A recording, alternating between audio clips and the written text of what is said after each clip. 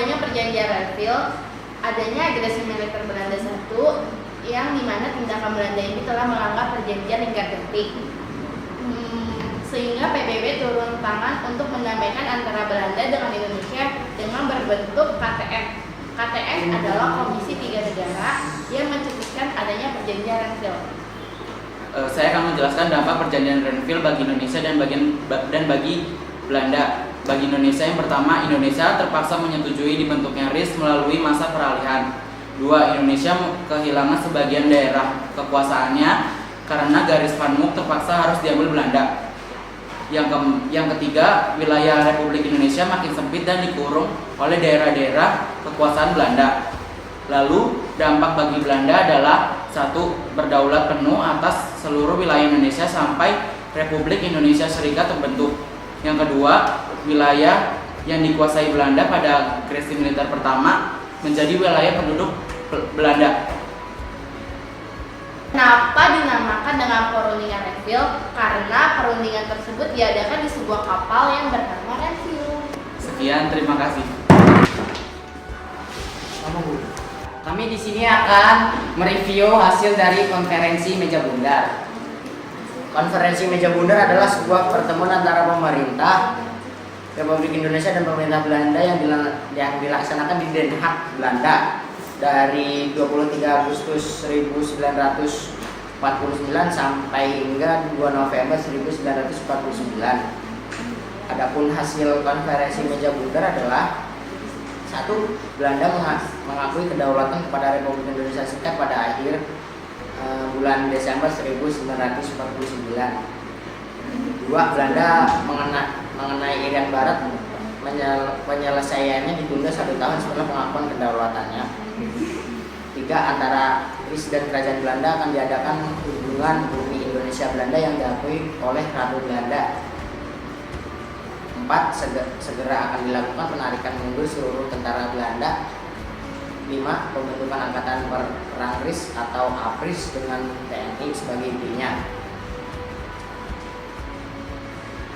Konferensi meja bundar merupakan salah satu langkah diplomasi yang diambil oleh bangsa Indonesia guna mencapai kemerdekaannya. Konferensi meja bundar diselenggarakan pada tanggal 23 Agustus 1949 sampai 2 November 1949 yang menghasilkan pengakuan kedaulatan Indonesia atas seluruh wilayah bekas jajahan Belanda. Dampak positif konferensi meja bundar bagi bangsa Indonesia yaitu Belanda mengakui secara formal kedaulatan penuh negara Indonesia. Wilayah bekas jajahan Belanda diserahkan ke Indonesia tanpa bersyarat. Indonesia terbebas serta terhindar dari pasukan militer Belanda. Dampak negatif dari konferensi meja bundar yaitu Indonesia yang semula berbentuk negara kesatuan harus berubah menjadi negara serikat diakibatkan perjanjian KMB.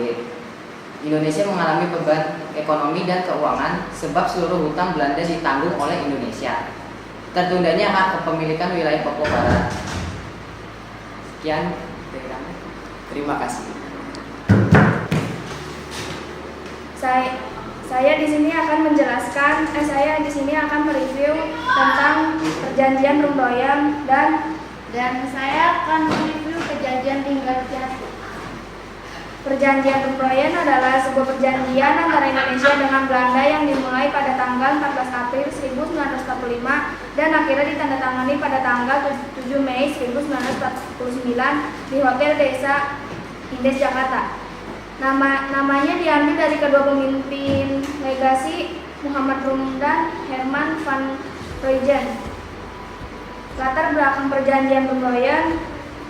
Perundingan Rumdoyan awalnya dilatar belakangi oleh terjadinya serangan dari Belanda kepada Indonesia setelah proklamasi kemerdekaan. Jalannya perundingan Rumdoyan. Perjanjian Rumdoyan dimulai tanggal 17 April 1948. Hasil perjanjian Rumdoyan: 1. Angkatan bersenjata Republik Indonesia harus menghentikan semua aktivitas gerilya.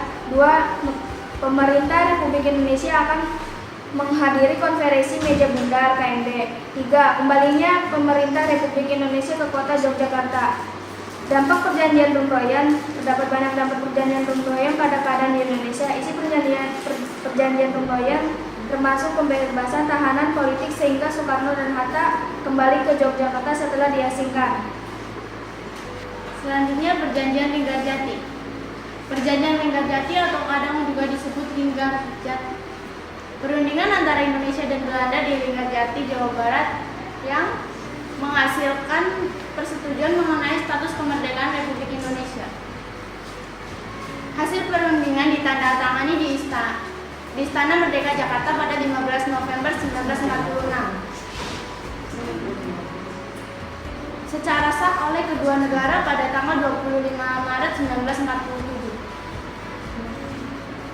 Latar belakang masuknya AFI yang membonceng Ica ke Indonesia karena Jepang menetapkan status quo di Indonesia menyebabkan terjadinya konflik antara Indonesia dengan Belanda. Seperti contohnya peristiwa 10 November.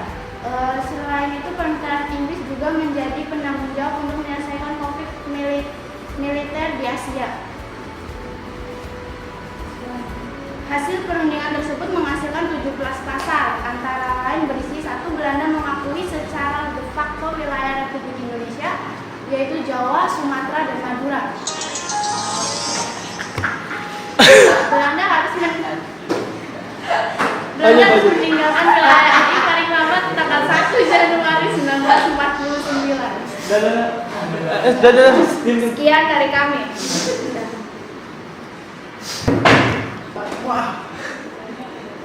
Di sini saya akan membacakan review Konferensi Inter-Indonesia.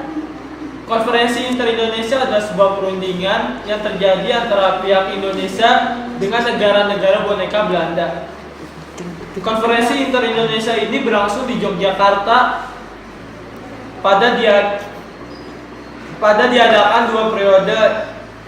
Yang pertama 19 sampai 22 Juli 1949 dan yang kedua 30 Juli sampai 2 Agustus 1949. Masalah yang dibahas adalah pembentukan RIS atau Republik Indonesia Serikat.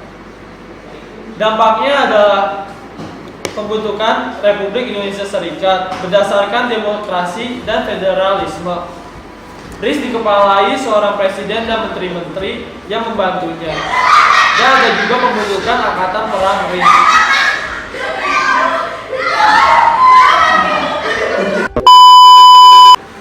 Selanjutnya ada bendera RIS, yaitu sang saka merah putih. Lagu kebangsaannya adalah Indonesia Raya. Bahasa resmi RIS adalah bahasa Indonesia. Dan presiden RIS dipilih oleh wakil RI dan BFO. Sekian dari saya. Terima kasih kalian sudah melihat video ini dan jangan lupa Like, comment, and subscribe. Untuk Instagram, Ayo di sini. follow, jangan lupa like. Terima kasih. Bye.